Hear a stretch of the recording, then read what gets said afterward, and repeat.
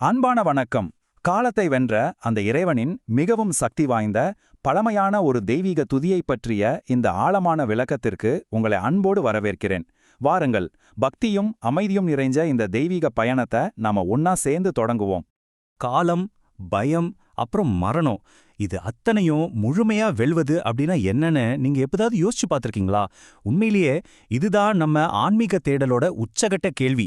இந்த கேள்விக்கான விடையில தாங்க நம்மளோட முழுமையான அமைதியே அடங்கியிருக்கு. சரி, முதல்ல இதோட அர்த்தத்தை நாம தெளிவா புரிஞ்சுக்குவோம். கால் அப்படின்னா நேரம் அல்லது மரணம்னு அர்த்தம். பைரவர் அப்படின்னா நம்மளோட எல்லா பயங்களையும் அழித்து நம்மை காக்கும் ஒரு கம்பீரமான காவல் தெய்வம். முடிஞ்சு போன காலத்தையும் வரப்போற காலத்தையும் நினைச்சு பயப்படாம இந்த நிகழ்காலத்துல முழு விழிப்புணர்வோட வாழ நமக்கு உதவுபவர் தாங்க காலபைரவர். நம்மளோட சாதாரண மனித வாழ்க்கைக்கும் அந்த உச்சக்கட்ட தெய்வீக நிலைக்கும் உள்ள வித்தியாசத்தை கொஞ்சம் கவனிச்சு பாருங்க. நம்ம எப்பவுமே கடந்த கால கவலைகள்லையும் எதிர்கால பயங்கள்லையும் தானே சிக்கியிருக்கோம். ஆனா தெய்வீக நிலைங்கிறது எந்த பயமும் இல்லாம இந்த நிகழ்காலத்துல முழுமையான விழிப்புணர்வோட இருக்கிறது தாங்க. அதுதான் உண்மையான சுதந்திரம். முதல் பகுதி முக்திக்கான பயணம். அந்த 8 அற்புதமான ஸ்லோகங்கள். இப்போ நாம காலபைரவாஷ்டகம் அப்படிங்கிற இந்த மகத்தான புனித துதிக்குள்ள நுழைய போறோம். முதல் ஸ்லோகத்தோட பொருளை பாருங்க. தேவர்களின் அரசனான இந்திரனால் வணங்கப்படும் தாமரை பாதங்களைக் கொண்டவரே, பாம்பை பூணூலாக அணிந்தவரே, ஆகாயத்தையே ஆடையாக உடுத்திய காலபைரவ பெருமானே, உங்களை நான் வணங்குகிறேன். இதுல ரொம்பவுமே சுவாரஸ்யமான விஷயம் என்ன தெரியுமா? ஆகாயத்தையே ஆடையாக உடுத்தியவர் அப்படிங்கிறது எதை குறிக்குதுன்னு யோசிச்சு பாருங்க. அது உலக பற்றுதல்கள்ல இருந்தும் எல்லைகள்ல இருந்தும் முழுமையா விடுபட்ட எல்லையற்ற ஒரு மாபெரும் சுதந்திர நிலையை குறிக்குது. நம்மளோட குறுகிய அகங்காரம் அழியும் போது அந்த முழுமையான சுதந்திரம் நமக்கும் கிடைக்கும் அப்படிங்கிறத இது ரொம்ப அழகா உணர்த்துது. அடுத்ததா 2வது ஸ்லோகத்தை பார்ப்போம். கோடி சூரியன்களின் பிரகாசத்தை கொண்டவரே, பிறவி பெருங்கடலிலிருந்து பக்தர்களை காப்பவரே, மரணத்திற்கே மரணமானவரே. இந்த வார்த்தைகள் எவ்வளவு சக்தி வாய்ந்தவைன்னு உங்களால உணர முடிகிறதா? அந்த கோடி சூரியன்களின் பிரகாசம் அப்படிங்கிறது கண்களை கூசச் செய்யும் நிஜமான நெருப்பு கிடையாதுங்க. அது ஒரு மிக உயர்ந்த ஞான ஒளி. நம்ம மனசுக்குள்ள இருக்கிற ஆழமான இருள, அதாவது அறியாமைய விலக்கி இந்த மாயையான உலக வாழ்க்கைங்கிற பெருங்கடலை நம்ம எளிதா கடக்க உதவும் தூய ஒளி அதுதான். வாருங்கள் 3ஆம் ஸ்லோகத்துக்கு போவோம்.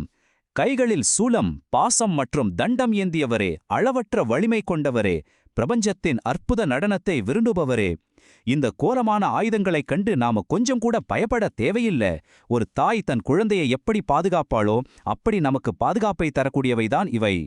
இந்த ஆயுதங்களோட உண்மையான அர்த்தம் என்னன்னு பாப்போம். அவர் கையில இருக்கிற தண்டம் தீய கர்மங்களுக்கு தண்டனையும் தர்மத்திற்கு வெற்றியையும் தரக்கூடிய சரியான நீதியை குறிக்குது.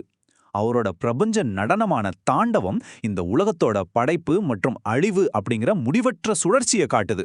எல்லாமே ஒரு தெய்வீக தாளத்துல மிக சரியா இயங்கிட்டு இருக்கு. சரி, இப்போ 4வது ஸ்லோகம். பக்தர்களின் விருப்பங்களையும் முக்தியையும் ஒருங்கே அளிப்பவரே, இனிய ஒலியை எழுப்பும் மணிகள் கொண்ட தங்க ஒட்டியானத்தை அணிந்தவரே. இது அவர் ஒரு அன்பான இறைவனா இருந்து நம்ம எப்படி பராமரிக்கிறாரு அப்படிங்கறத குறிக்குது. இதை நாம மிக எளிமையா புரிஞ்சுக்கலாம். அவர் வெறும் ஆன்மீக விடுதலையை மட்டும் தரலங்க, நம்மளோட நியாயமான உலக ஆசைகளையும் நிறைவேற்றி வைத்து அதே நேரத்துல ஒரு அழகான பாதையின் மூலமா நம்மை முக்திக்கும் அழைச்சிட்டு போறார். இந்த உலக வாழ்க்கைக்கும் ஆன்ம விடுதலைக்கும் அவரே பொறுப்பாகிறார். 5வது ஸ்லோகத்துல தர்மத்தை காப்பவரே, அதர்மத்தின் பாதையை அழிப்பவரே, கர்ம வினைகளின் கட்டுகளிலிருந்து நம்மை காப்பாற்றுபவரே அப்படின்னு போற்றப்படுகிறார். தர்மத்தோட முழுமையான கம்பீரமான பாதுகாவலர் அவர்தாங்க. இதோட மிக முக்கியமான கருத்து என்னன்னா, நாம கடந்த காலத்துல செஞ்ச வினைகளோட பாரத்தை சுமந்து இனி கஷ்டப்பட தேவையில்லை. ஒரு மிகச்சிறந்த பாதுகாவலனா அந்த கடினமான கர்ம வினைகளை மிக எளிதா அறுத்து நம்ம ஆன்மாவிற்கு நிலையான சுதந்திரத்தை அவர் உறுதி செய்றார். இது நமக்கு எப்பேற்பட்ட ஒரு பெரிய ஆறுதல் இல்லையா? 6வது ஸ்லோகத்திற்கு செல்வோம். தங்க பாதுகைகளால் அலங்கரிக்கப்பட்ட பாதங்களைக் கொண்டவரே, யமதர்மனின் கர்வத்தையே அழிப்பவரே. உலகத்துல நாம மிக அதிகமா பயப்படுற ஒரு விஷயமான மரண பயத்தை இது முழுமையா அழிக்கிறது குறிக்குது. அந்த தெய்வீக பாதங்கள்ல நம்ம முழுமையா சரணடையும் போது என்ன நடக்குது தெரியுமா? மரணம் குறித்த பயமும் அந்த மரணத்தோட கர்வமும் முற்றிலுமா உடைத்தெறியப்படுது. உங்களுக்கு உண்மையான தைரியமும் பயமற்ற நிலையும் கிடைக்குது. தூய்மையான பக்தி வாழ்க்கையோட மிகப்பெரிய கவலையை எப்படி நீக்கிடுதுன்னு இது மிக அழகா விளக்குது. 7வது ஸ்லோகம் ரொம்ப ஆழமான சிந்தனைக்குரியது. யாருடைய பெருமுழக்கம் நம் மனதின் மாயைகளை அழிக்கிறதோ, யாருடைய ஒரு பார்வை அனைத்து பாவங்களையும் அழிக்கிறதோ? மண்டை ஓடுகளை மாலையாக அணிந்தவரே. பார்க்க ரொம்ப பயங்கரமா தோன்றும். இந்த உருவகங்களுக்கு பின்னாடியுள்ள உண்மையான அர்த்தத்தை பாருங்க.